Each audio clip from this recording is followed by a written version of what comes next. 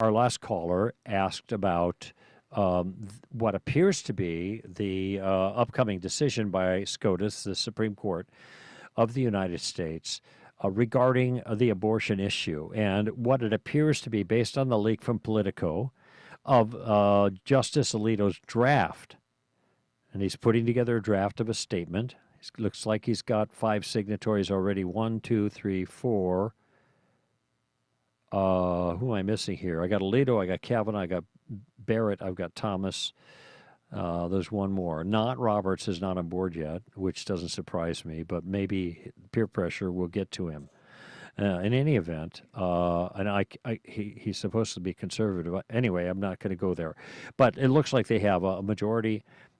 If this is their decision, they have enough people to pass this, and basically it would effectively strike down Roe and throw it back to the states. And now it becomes a whole different kind of issue. And as I said in my conversation last hour, I think this is restoring integrity to the Constitution. There might be all kinds of things that I think are wrong and ought to be outlawed, but that doesn't mean that I can insert them in the U.S. Constitution and then justify my either allowing them or disallowing them based on something the Constitution does not say. And I've made this distinction before, but I think people need to be reminded of it, Robbie. And that is, when we talk about conservative justices, we are not talking about conservative justices the way other people talk about liberal justices. What they mean by liberal justices is justices that believe that the Constitution is a living document, okay?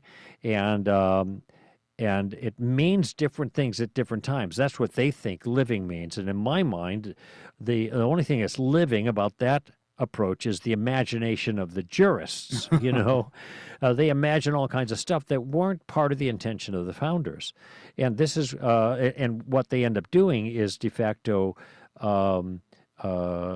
modifying the Constitution with just 5 members instead of going through the amendment process that the Constitution itself requires, which is really, really hard to do. 2/3 of the states, or or whatever, all that stuff they got to do.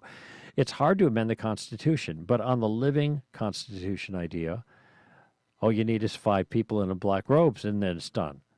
And that's not right. Okay, they modify it.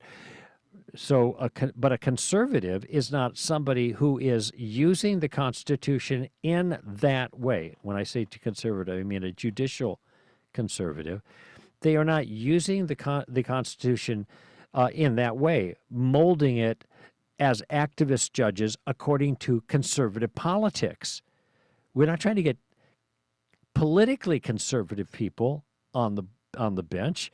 You could have people who believe all kinds of liberal leftist kinds of notions, but who understand that it is the Congress that has the responsibility for but passing laws regarding those things, and not the bench.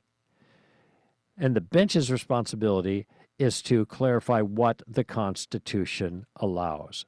And so this is what I mean by conservative justice, Yeah. A justice that has a conservative view of the Constitution and lets the Constitution speak for itself. And I think this is what's going on here.